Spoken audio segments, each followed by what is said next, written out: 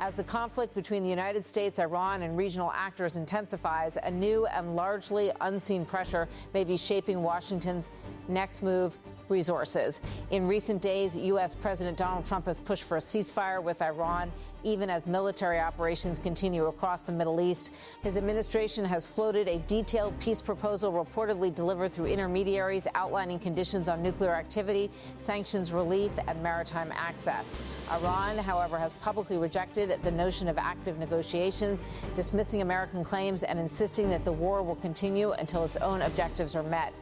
This widening gap between rhetoric and reality reflects a deeper and more complex strategic environment, one shaped not only by battlefield dynamics, but also by supply chains, economic strain, and global power competition. The conflict has escalated rapidly into a multi-front crisis. Iranian missile and drone attacks have targeted U.S. positions and regional allies, while U.S. and Israeli forces have conducted extensive air campaigns across Iranian-linked infrastructure. The economic toll has been immediate.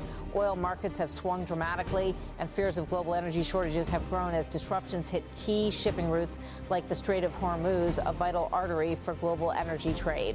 At the same time, the cost of sustaining military operations has surged. Precision weapons, missile defense systems, and aerial strikes require not only funding, but also a steady flow of specialized materials and components. Modern warfare is no longer just about manpower and firepower. It is about technology. Advanced weapon systems rely heavily on specialized materials such as rare earth elements and tungsten. Recent reporting indicates that the United States is facing tightening supplies of these critical inputs.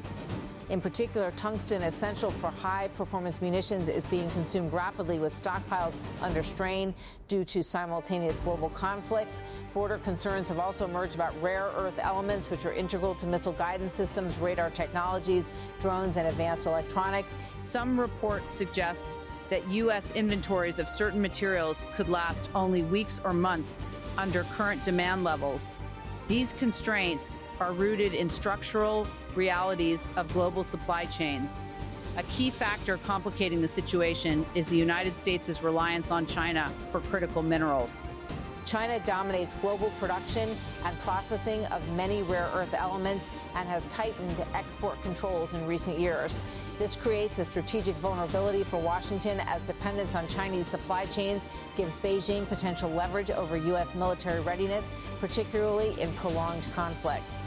In practical terms, the duration and intensity of military operations could increasingly depend on supply chain resilience, not just battlefield success. Against this backdrop, Trump's push for a ceasefire takes on added significance. Markets have reacted swiftly to reports of a proposed deal, with oil prices falling and global stocks rising on hopes of de-escalation.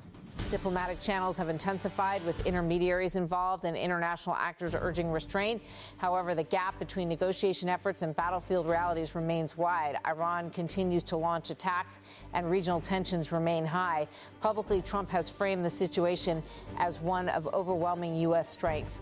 We killed all their leadership, and then they met to choose new leaders, and we killed all of them, Trump said. And now we have a new group, and we can easily do that, but let's see how they turn out. He has repeatedly emphasized what he describes as a decisive military advantage. We have the greatest military in the world. Nobody even comes close. They have no Navy, and they have no Air Force, and they have no missile protection.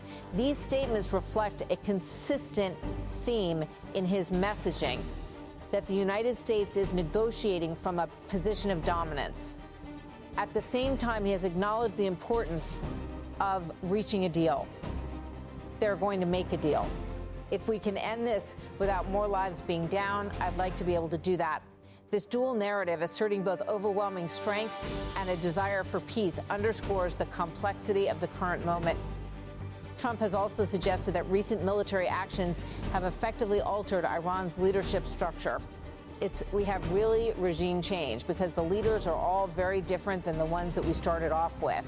Such claims remain difficult to independently verify and are disputed by Iranian officials who continue to project confidence and defiance. From Tehran's perspective, American actions are framed not as dominance, but as overreach. While Trump describes a near-total military victory, independent reporting paints a more complex picture. The conflict continues to evolve with ongoing strikes, retaliatory attacks, and regional spillover. Civilian casualties and humanitarian concerns are mounting, particularly in areas affected by sustained bombardment. global leaders are increasingly concerned about broader consequences, from energy shortages to economic instability and the risk of further escalation. This divergence between official rhetoric and observable realities adds another layer of uncertainty to an already volatile situation. What emerges is a picture of a conflict at a critical juncture. On one hand, the United States maintains significant military superiority and operational flexibility. On the other, it faces growing constraints, economic, logistical, and geopolitical. The pressure is not only on the battlefield, but also in supply chains, financial systems, and diplomatic arenas.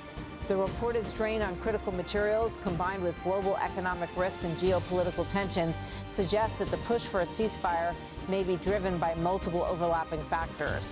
Modern conflicts are increasingly shaped by elements that are invisible to the public: supply chains, resource availability, and industrial capacity. In this case, the intersection of military operations and material constraints highlights a broader truth. Even the most powerful nations are not immune to structural limitations. Whether or not the reported shortages are as severe as suggested, the underlying issue, dependence on critical materials and global supply networks, is real and widely acknowledged. Trump has expressed confidence that the war can be brought to an end. I think we're going to end it. This war has been won. Yet, events on the ground and reactions from Iran suggest that a resolution is far from guaranteed. The coming weeks may prove decisive not only for the outcome of the conflict, but for how global power dynamics, supply chains, and strategic dependencies shape the future of warfare itself. In the end, the story unfolding is not just about missiles and military campaigns. It is also about resources, resilience, and the hidden factors that determine how long a nation can sustain its power.